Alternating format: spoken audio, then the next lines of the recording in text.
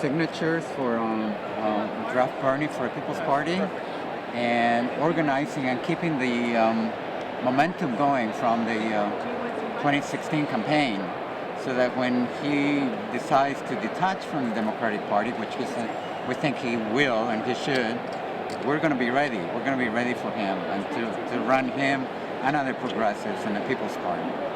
And the reason I'm for a People's Party is because the Democratic Party does not represent us. They represent the big donors, and we need a party for the 99 that cares about all the people and not just the big donors. And we need fair elections so that our vote actually counts. And the People's Party is the way to do that, because Bernie Sanders is not only the most popular politician of our times, but it's been demonstrated in the times of Lincoln 100 years ago, when he had a party within a party of the Whig Party that did not support the platform of pro-slavery. And so they all left the party, and in 4 years created the Republican Party. So we can do it again, and we are going to do it again. So join us at draftbernie.org, sign our petition, donate for the future, and let's build this revolution. We can do it. I think we're already going into corporate feudalism, because both parties are owned by corporations, and Bernie is the one that really wants to listen to the people. So, do you have any faith the Democratic Party can be renewed? I have no faith that the Democratic Party can be reformed. In fact, the Democratic Party and their neoliberal policies have brought us to Trump. After all these years, they forgot about the working people, and they're corporate backed, and that's what matters to them. I don't see them changing. And trying to build a political party that is a real progressive party, and following the platform that Bernie has set out, and eventually we'll have our members set our platform. So I think it's going to be very successful, and I see more and more people joining us. We got at least 1,000 signatures here. I think we're at least over 40,000. Not to be so concerned about people's political labels. What I have found that if you talk about the issues, if you go up to your Republican friends and you say, hey, do you really think it makes sense, as the Republicans in Washington would like to do, to give trillions of dollars in tax breaks to the top 1% and then cut Social Security, Medicare, and Medicaid? Do you really think that makes sense? That corporate media is not particularly interested in our issues, the issues that impact working families, but very often they prefer 6-second sound bites and endless discussion about political gossip. In fact, in the last presidential election, there was less discussion about the real issues impacting the American people than in any election in American history. And I also understand that over 90% of talk radio is right-wing or extreme right-wing. I got all of that. I know that. That's what we're up against. Bernie Blackout News here in Chicago. Luckily, we got a letter under our door, so we know that's filming a movie called Rampage that you'll see in a month or two. With crazy, like, downtown helicopter flying by film people. We're in Chicago for Bernie Blackout News, and the People's Summit is down the way. You want to go see some of our friends? Let's go to the People's Summit. I live in Washington. I live among Democrats. I spend all my time around these people. And there is a certain will to complacency with them. And you saw it in the Hillary campaign, but you also see it in their response to Trump, which is basically, this guy is going to self-destruct. He's going to be like Nixon, and we're going to sweep back in. As you know, the Democrats swept in the early 70s once Nixon had disgraced himself with Watergate. And we don't have, this is what the Democrats think, we don't have to do anything different. Lord have mercy. I mean, Thomas. No, they really think this. I know. And you know they do. You've been around them. Oh, I know. I want to connect this to the first question the previous question about the conservatives, right? Or the Conservative Party or the Republican Party or anyone apparently on the other side. We got a lot to learn from them, honestly, right? They're simple people. Make America great again. I wake Make America Great. Their language is accessible to the people. They talk the people's language, right? They're taking your jobs. This is not fair. Very basic. And honestly, we in the progressive left have to learn basic universal language that brings everybody to the table. The title of it, we're talking about neoliberalism. I challenge you to go into immigrant communities around this country, poor communities around this country, people with literacy rate levels 6th grade or down, or people who don't have high school diploma, and explain to them what neoliberalism is, or what heteropatriarchy, or what we have created a lexicon in the progressive movement that is not accessible. So they've been playing on universal language that brings even those white working class people to the table, because those people understand what they're saying. So let's start with accessibility. What we also have to do in the progressive left as we're running, and what the Democratic Party has to do, thinking that they don't have to do anything, which is why they lost, is why they don't do anything. The conservatives do what they're supposed to do. They're actually following the rules. They play to their base. The Democratic Party got to play to the base. We want a party that says single-payer health care. We want an anti-war party. We want a party that wants criminal justice reform. We want a party that wants bold immigration reform, not any old establishment status quo immigration reform. So they have to learn to play to the base. And to be honest, Thomas, how bad can it get? How bad can it get? This is the pretty bad. For our generation, this is the worst that it's going to get. So if people were complacent before, they're even more complacent now, because they're just like, damn, this is just how it is, I guess, right? So the Democratic Party, if they don't start being innovative and dynamic and play to the base, then you know what? Eventually, the long term, we may need to start a third party. Sisters and brothers, if we learned anything from those across the Atlantic in a place like the UK in their recent elections, is we need a multi-party system. This just doesn't work for us. It has never worked for us. So yes, in the interim, I'm with you all on the short term. 2018, let's drop some progressive Democrats in the down ballot from the bottom to the top. I'm on that train. But we need the strategic thinkers, the donors, the politically minded to get into a room together, put our differences to the side, and say, what does it look like to put together a strong, intersectional, progressive party that brings us all to the table? And it is possible. It hasn't just been done. So just because it hasn't been done doesn't mean that it is impossible. So let's do the short term and the long term. And also, we got to get away from that conversation about what did we do wrong during the 2016 elections. We already know what went wrong. Very clear to me. What we got to do is, whatever we did wrong, let's start doing it right. And let's start building power, and let's not continue to be married to a two-party system that does not work for the American people. And we got to go back to the grassroots. We got to go back to the knocking on every door. We got to go back to ask people what they care about, because we in the progressive left are oftentimes very elitist. We think we know what people care about. Sometimes you knock on a door and an old lady tells you, that pothole right there, it's been 10 years and no one has fixed that pothole. And you probably think she cares about Social Security. She probably does, but that might be third on her list, and she's focused on that pothole. Let's talk about what our people care about. Let's go to those doors.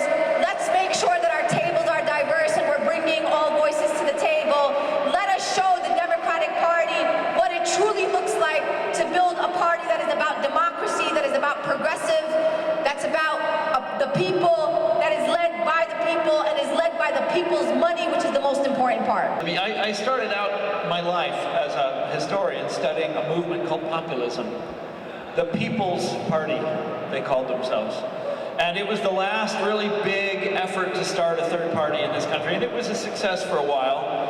And then they got absorbed into the Democratic Party. And there has never been a really successful third party effort. I mean, they were they didn't just run presidential candidates, you know, like Ross Perot or something like that. They ran people all up and down the ballot, and they won. In a place like Kansas, they took over the state. A lot of states they did. And this was the last time it ever happened. I love third-party movements. And in the 19th century, you had a lot of them.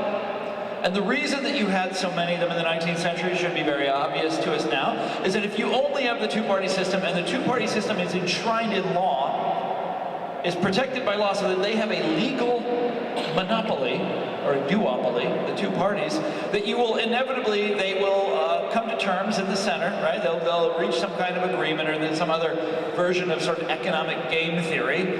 And you have to have third parties that come along every now and then to say, no, you have to address these issues over here. Most famous example is, right, the Whigs and the Democrats in the 1840s and 50s would not talk about the issue of, yes, slavery, the biggest issue in American history. And the two-party system wouldn't address it. And so you had a third party crop up and force them to talk about it. The Republicans, in that case, from right here in Illinois. And then the populists came along in the 1890s and forced the two-party system to talk about inequality, industrialization. Again, right here in Chicago, all over the Midwest. Well, we're at that kind of stage again, where the two-party system has manifestly failed us, where one party takes its base for granted, takes us for granted, and the other party is in this headlong race to the right, you know, and just pushing the spectrum again and again and again, as far to the right as they can go. It's an extraordinary situation. And we desperately need to figure out a way to intervene and to make this thing stop and to turn this thing around and get this country back on track. They have been very, very disciplined about having a long-term agenda, which we have not.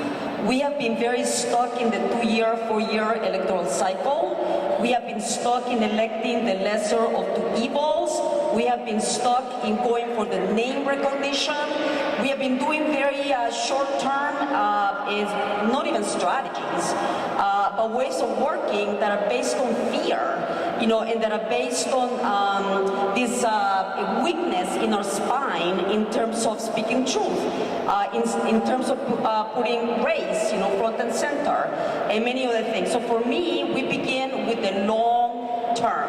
When I say movement, I mean all of us. We get to approve the membership cards of those who say that they're part of our resistance. You can't just go on national television and start telling people you're part of the resistance. You got to show me those receipts. What does it mean to be part of the resistance? So, I don't wake up every morning to resist this administration thinking about, okay, what's my relation to the Democratic Party and how am I going to bring the Democratic Party into this? The resistance that we're a part of, and really, we have to also clarify, which this conference is called Beyond Resistance. And let me tell you why that's important. Resistance is reactionary. Resistance is about survival. We are part of a revolution, because we're not trying to maintain the status quo, we're trying to change it up. We're trying to make something different for our people. So,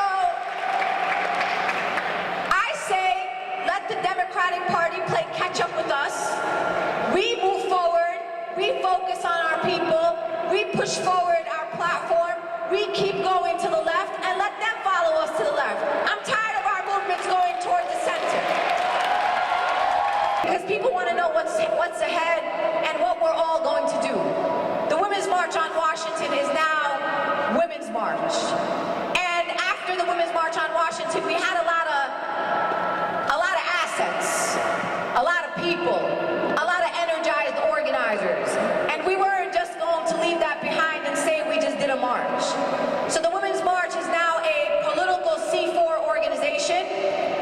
We also have a C3 arm of our institution.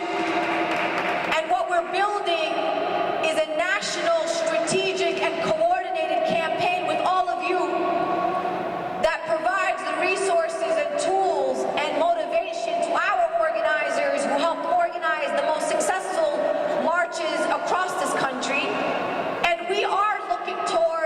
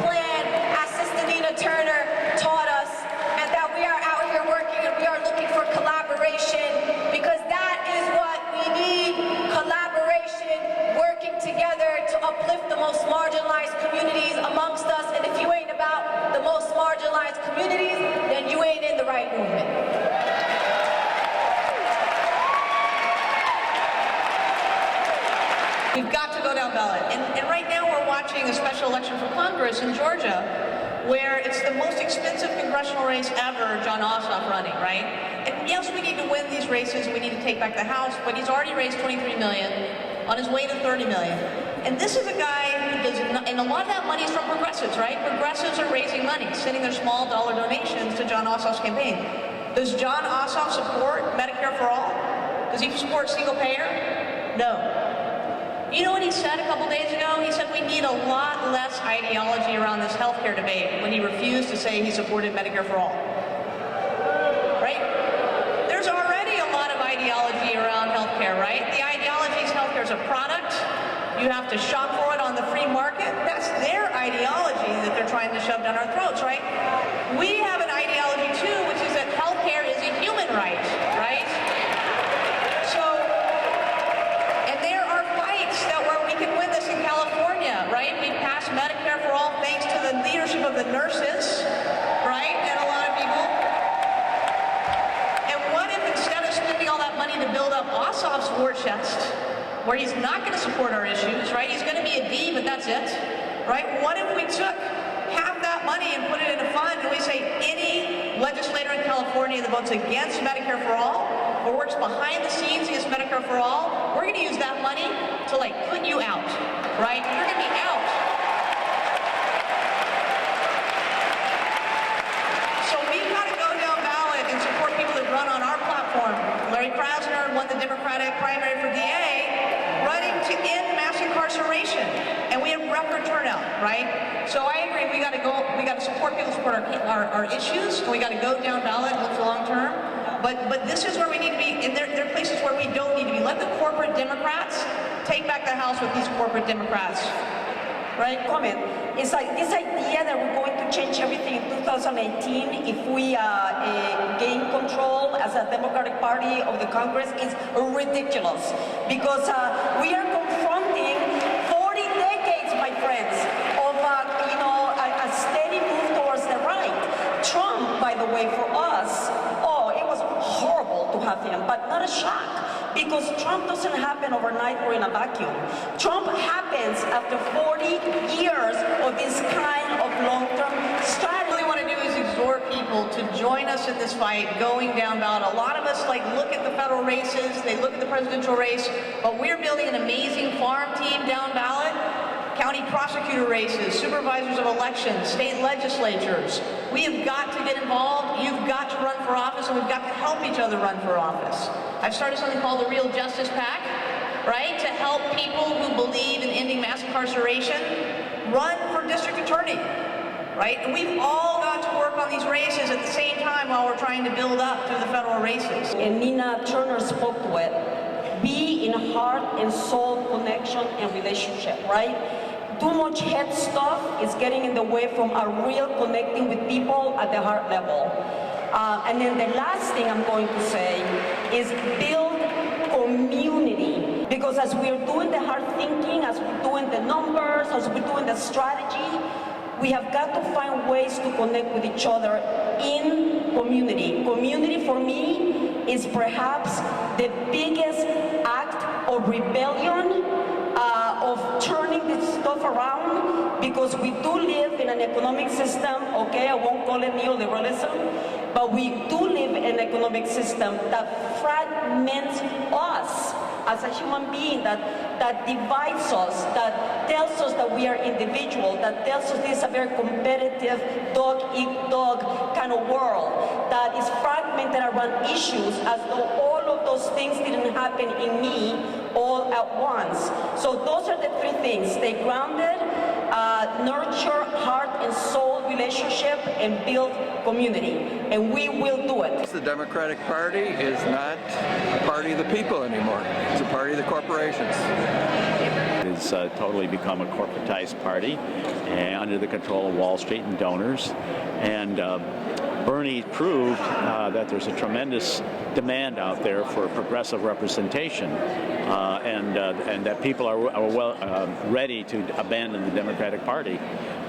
So if he makes the jump to a new party, he would bring with him, we wouldn't be starting from scratch, he would bring, we would bring with him millions of followers and the ability to raise a lot of money. And so we would have a party all ready to go. And then you'd see some of these progressives in the Democratic Party move over to the new party also. And so he has a tremendous opportunity at this point to make a historic change in American politics. So truly, we need to get woke and stay woke on all levels.